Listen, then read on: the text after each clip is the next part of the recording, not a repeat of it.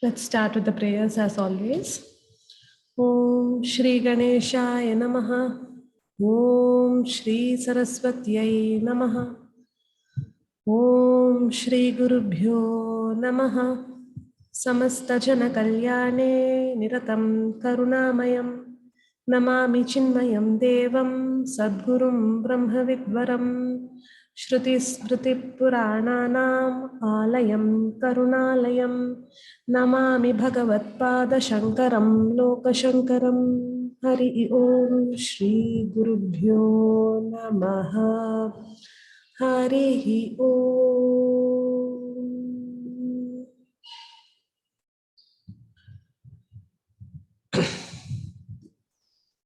So good evening. We will continue from where we left in the last class. The last class we saw a little bit about our Sukshma Shariram, right? We saw about the gross body and then we saw a little bit about the subtle body. We saw that the subtle body is made up of 17 tattvas, right? 17 components.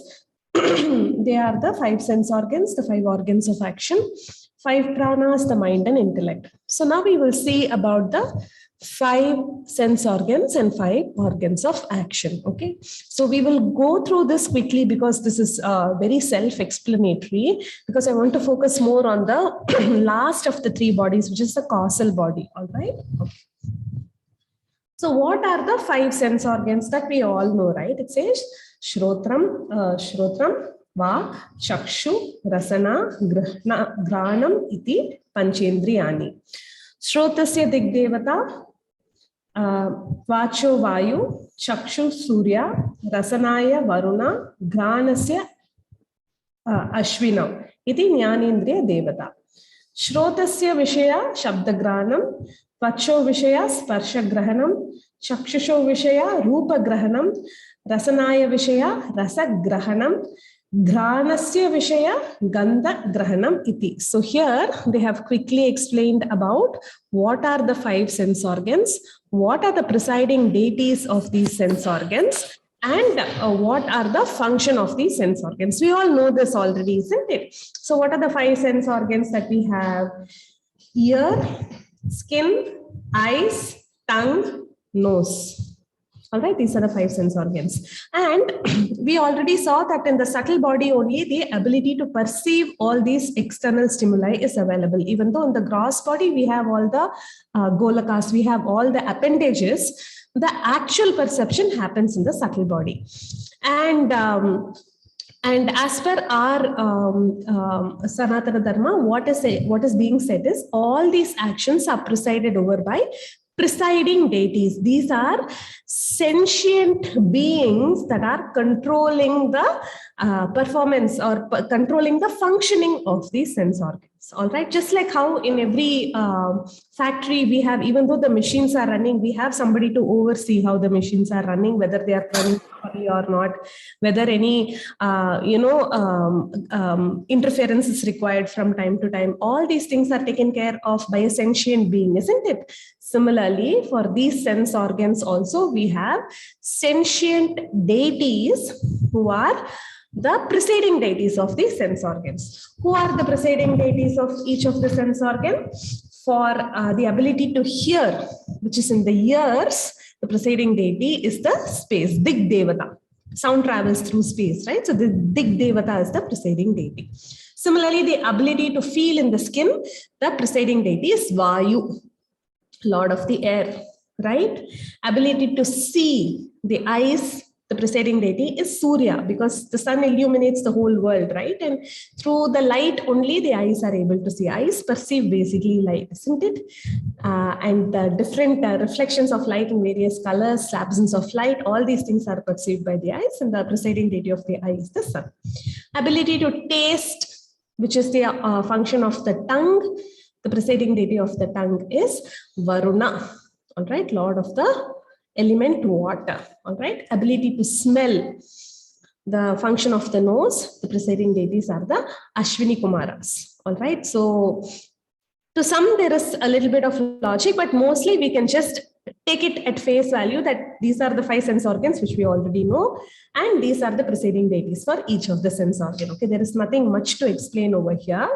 And we all know that it is through the sense organs we are perceiving the external world, isn't it? All knowledge, all our experiences is gathered only through this 5 sense organs. These are the inputs that we receive of the world for our experience.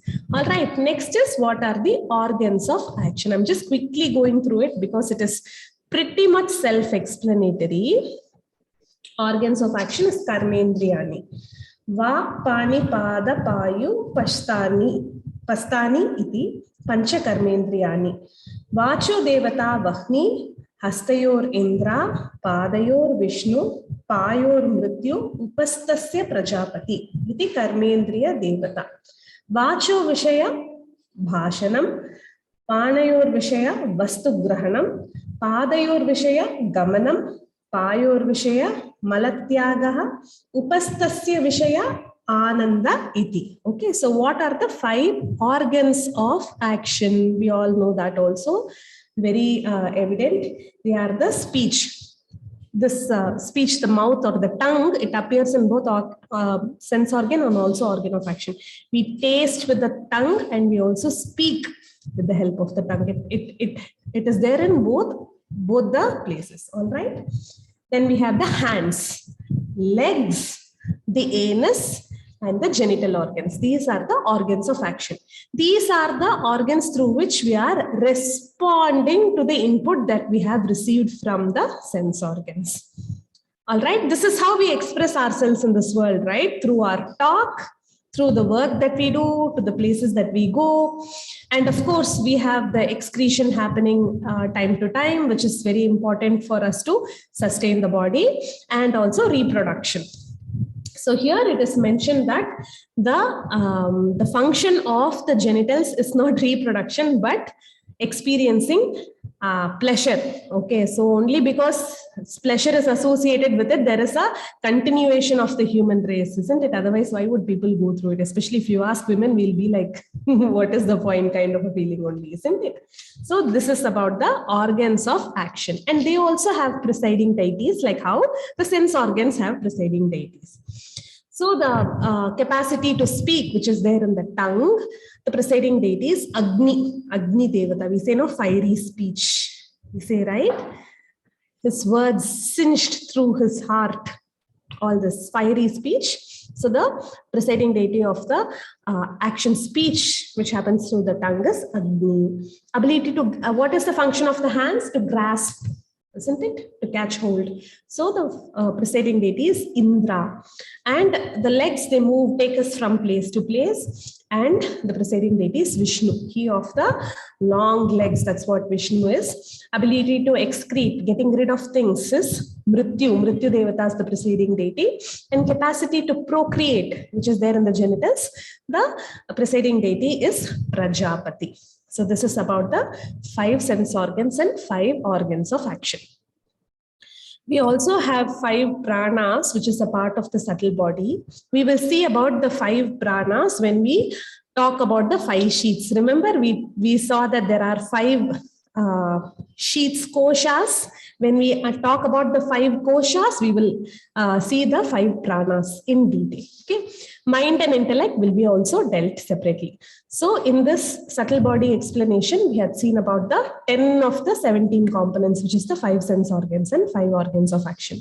I think it's pretty self-explanatory, and we will move on to the next one, which is what I want to cover into.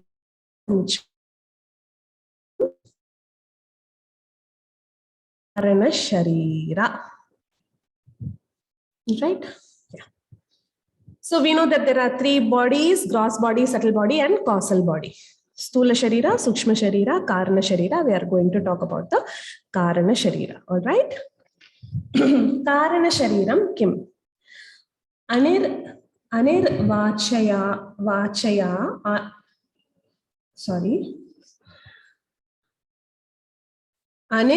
कारण शरीरम किम अनिर्वाच्य अनादि अविद्यारूपम शरीरद्वयस्य कारणमात्रं सत्स्वरूप अज्ञानम निर्विकल्प रूपम यत् अस्ति तत् कारण शरीरम. Okay, let's go through it again. Anirvachaniyam anadi avidya-rupam sharirad-dvayasya karana-matram sat-swarupa ajnanam nirvikalpa-rupam yat asti tat karana shariram. So here if you notice, we will have avidya-rupam, ajnanam, all this indicate ignorance, right? So the essence of this karana sharira is ignorance.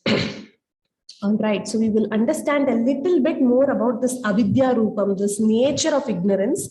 So these are the defining terms that is used to indicate the causal body or the karana sharira. All right, okay. So before we go into the definitions, before we understand a little bit about the ignorance, let us quickly recollect the gross body and subtle body. Both of this are under our cognizance, right? We are very much aware of our gross body. We are also aware of the subtle body. We are aware of the thoughts that are going on in our mind. We are aware of the sensory perceptions. All this we are constantly aware. All right. So that is very much there within our cognizance. But when we come to the causal body, we are not aware of it.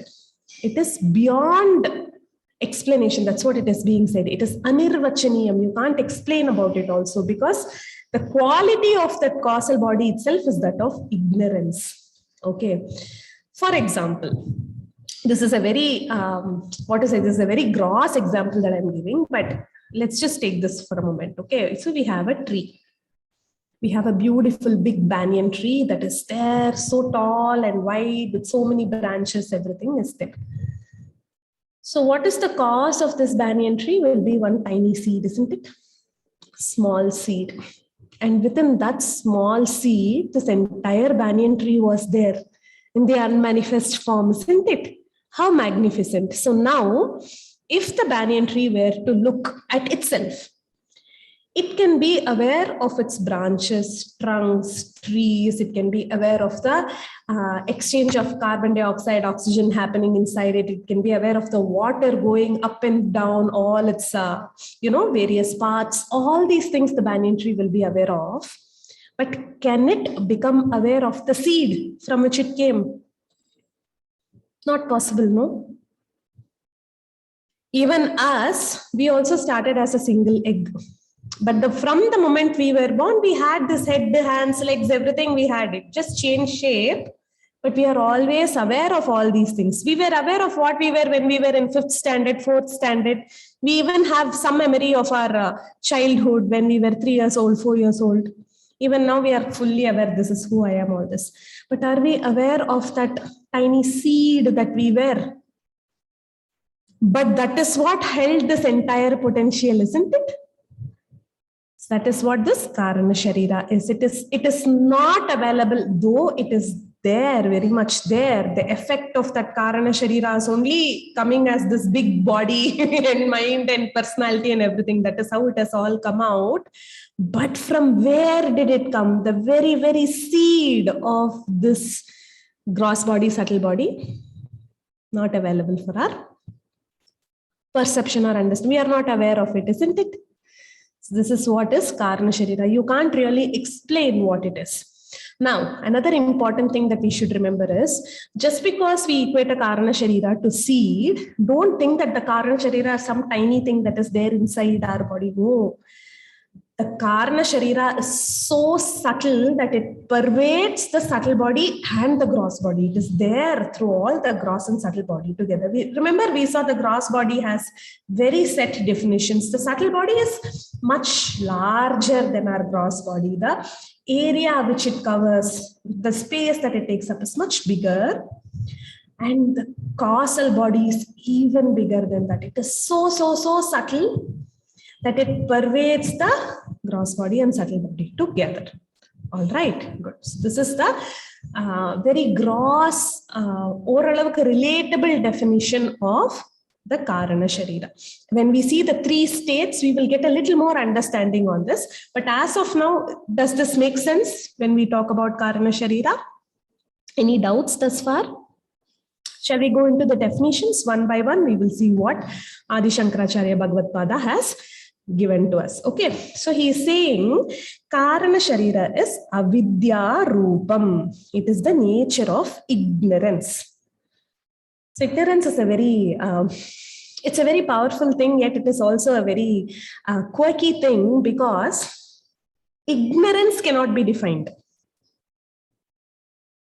You can say that person is ignorant, or I am ignorant of something. For example, I am ignorant of how spaceship works.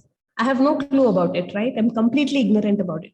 I am completely ignorant about what even exists beyond this earth, isn't it? Or even beyond this Milky Way. We are completely ignorant. Are there life in other planets? We are ignorant about that. We don't know anything about it, right? Whatever is the object of ignorance, whether it is ignorance about aliens or spaceships or how computer works or how the Zoom is programmed, whatever be the object of ignorance, the nature of ignorance is the same, yes or no? Ignorance is ignorance. My ignorance is same as your ignorance. We both may be ignorant about different things, but the ignorance is the same, isn't it? Are you able to understand this point? Yeah. Okay. So, so ignorance has no shape, size, or quality, but it is homogeneous. For everyone, ignorance is ignorance. Whether we are ignorant about A, B, or C, whether we are ignorant about another language, we are ignorant about other person, or we are ignorant of general common sense, whatever it may be, ignorance is ignorance, and it is the same for you, me, and everybody else. All right. And this ignorance is sustained by I. Without I, there cannot be any ignorance. We say, I am ignorant. She is ignorant. She is also a form of I only, no? I am ignorant. This I is the locus for the ignorance. All right. But ignorance by itself, we can't define it. All right. But we are experiencing the effects of ignorance. Yes or no? Suppose I'm completely ignorant about, let's say, how to withdraw money from an ATM. I go put the card in the slot, I press something, card gets stuck.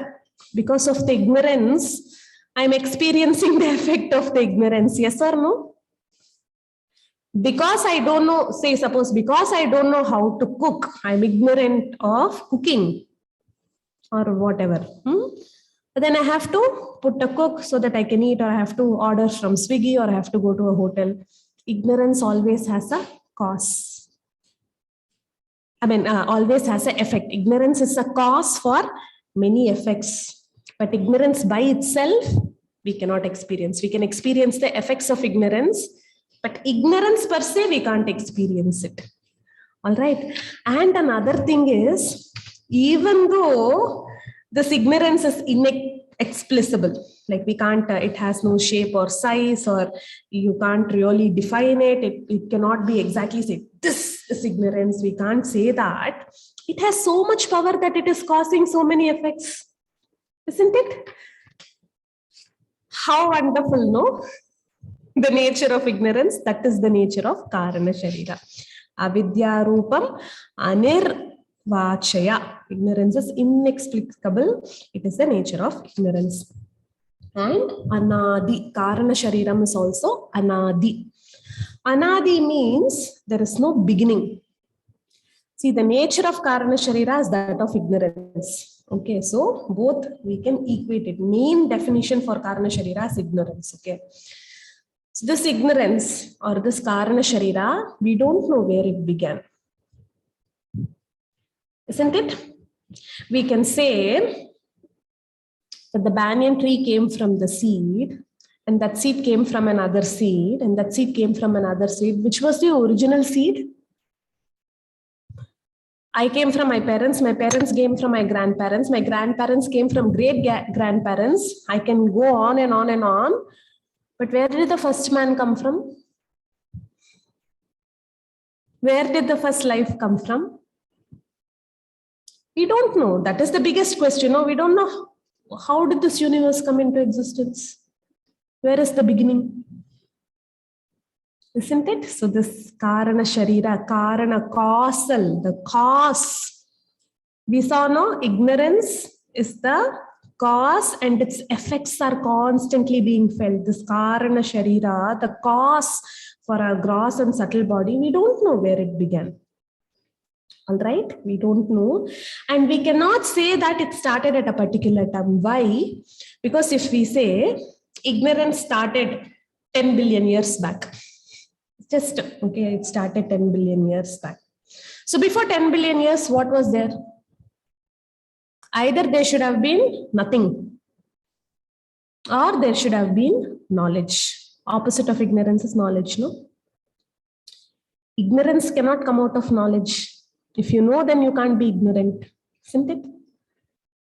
And ignorance cannot come from nothing, because nothingness cannot produce anything.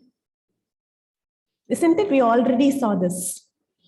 Even when we say there is nothing, that isness is always there. Okay, so this all gets a little technical. Am I making sense? Please give me some. Yes, Srinivasagam sir, is it making sense? A bit difficult to follow. Very difficult to follow. Yeah, that's why I'm taking a lot of time. We will go through it again. Okay, but we will be revisiting this concept again and again when we see about the three states, when we see about Maya. This concept will keep revisiting. But this is the first introduction, so it can get a little what is happening kind of a feeling. Okay, so this ignorance has no beginning, which means the Karana Sharira, we don't know what is the cause of the causal body. Okay. This definition you keep in mind. So this is the Sharira Dvayasya Karana Matram. This causal body is the cause for the existence of the gross body and subtle body. All right. And it is the Sat Swarupa Ajnanam. This causal body, you know what it does? It veils the true nature of our own self. Okay, so I know I exist, but I don't know that my own nature is that of existence conscious bliss. If we all knew that, we won't be living a life like this, isn't it? We won't be running around in this rat race. We think we are the body, we think we are the doer of the actions, we think we are the enjoyer of the fruits of the action. All this we think wrongly because we are ignorant of our own true self. And this ignorance comes from the causal body, and we cannot say when this ignorance began. We can't say, oh, till 10 billion years back, people were all enlightened and suddenly they became ignorant. No, it's not like that. We don't know when this ignorance began. And it is Nirvikalpa Rupam. Ignorance is homogeneous. So as I said, it is the ignorance is same for you, me, and for everybody. Ignorance of objects may differ. I mean, the objects may differ, but the ignorance itself is the same. And knowledge dispels ignorance. All right. So, because knowledge can dispel ignorance, because ignorance can be destroyed, ignorance is not my true nature, because my true nature is existence. Existence cannot be destroyed. Okay, so this is a very broad sketch of Karana Sharira. We will again recap it quickly. Okay, we will just take the main points. Chew over it. Okay, you have to keep thinking about it for it to make sense. When you first hear about the Karana Sharira, no, you'll be like, oh my God, what is this? Where is this in me? I'm not able to find it. I'm not able to understand it. It will be there. That's absolutely okay. But chew over these verses. And in the next forthcoming classes, you will get more and more clarity. All right. Okay. So we will just go through the definition once again. It is Anirvachanyat. We cannot explain ignorance. It is avidya rupam. The nature of the causal body is that of avidya. Avidya means ignorance, lack of vidya. Okay, and it is anadi. It is, we don't know when this ignorance, when this causal body began. So we don't know. It is beginningless. All right, so that is anadi. It is the karana, sharira dvayasya karana matram. Ignorance is the cause for the gross body and subtle body. All right, and it is satsvarupa ajnanam. Causal body or the nature of the ignorance, that is the essence of this causal body, is the reason for us to be not cognizant, for us to not be identified with our own true nature, which is Satchidananda. All right. And it is Nirvikalpa Rupam. It is homogeneous. It is beyond dualities. There is no knower known concept in causal. This is another point. Because it is Nirvikalpa. In gross body and subtle body, there is always a distinction. I am a witness to my gross body. I am a witness to my subtle body also. But you can never be a witness to your causal body. All right. It is beyond this knower known distinct. The Drig Drishya Viveka, it goes beyond that. Causal body goes beyond that. All right. So these are the important points of causal body. For us to, as of now, to bring it a little bit more clarity into it, just think of it as three aspects to our being. Okay. There is one big, subtle, very powerful entity that has been the reason for which I am existing here today as this body and my mind. This is clear, everybody. Is it this? There is some cause because of which this effect is there, no? There cannot be an effect without a cause. Yes or no? That is clear, right? That cause is the causal body for now, but we will see what is the actual cause and all later. Okay. For now, for these three bodies, you take it as the ultimate cause for this gross and subtle body is the causal body. I don't know when this causal body came into existence. Because if I keep digging into my own lineage, beyond a point, I don't know who were the very first humans or very first apes or gorilla or whatever from which we descended. We don't know. How did they come into being? From what did they come into being? If we keep asking, we don't know. All right. The don't know is the essence of this causal body. Because of this don't know, the causal body is hiding the nature of our true self. We get so caught up in the happening of this gross and subtle body. We get so caught up in asking all this. What is this? What is the beginning? What is the beginning? We keep asking all these questions. We forget to experience. We forget to identify ourselves with our true self. All right. This is the nature of causal body. This part is clear. This you all agree. At least this we all can relate to. Do you want me to go through anything again here? I think it's very vague. No, it is very vague. But just remember this. What is the reason for me being here today? Do you know? Nobody knows. When I don't know, I can add, I can say, we should have a purpose in our life. We should have, all that is fine. But why are you here as Srinivasagam, as Aruna, as Radhika ji? Why are we here today as we are? Don't know. Where did we come from? We can say, oh, you know what? God made heaven and earth and he, from Brahma ji came Manu, all this we can say. Do we know? We don't know, isn't it? This not knowing is the causal body. It is there for everyone.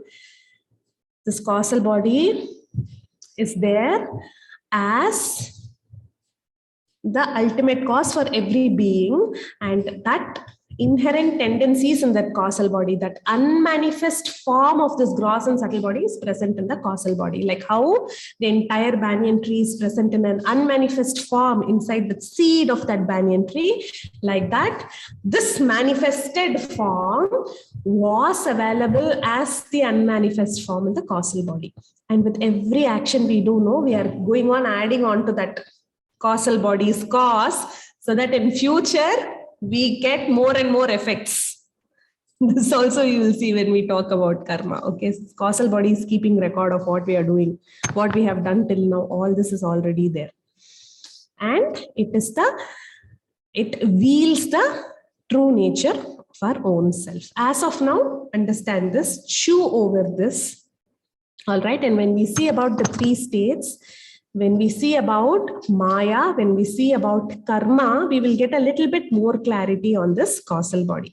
If you're listening to Vedanta for the very first time, this is going to be a little intimidating. This is where the actual intellectual circus starts happening when we study Vedanta. But don't give up, stick on to it. Just try to understand what it is that they're trying to say. Some will make sense now, some will make sense suddenly, some 1 or 2 years later, suddenly it will click, oh, this is what that was said in that verse. Suddenly all these things will also happen to us. Okay, so don't give up, keep at it, take it in, keep chewing, and then it'll make sense to us in the future also. All right.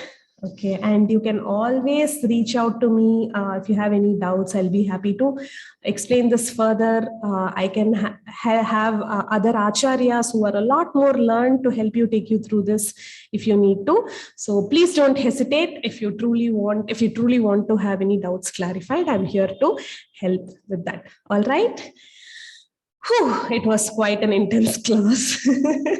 So we'll finish the class with 3:0 with the closing prayers. All right. Om Purnamada Purnamidam Purnat Purnamudachyate Purnasya Purnamadaya Purnameva Vashishyate. Om Shanti Shanti Shanti. Harihi Om Shri Gurubhyo Namaha. Harihi Om. Thank you so much. I'll see you all next week. All right? Thank you. Yeah, thank you. Hari Om.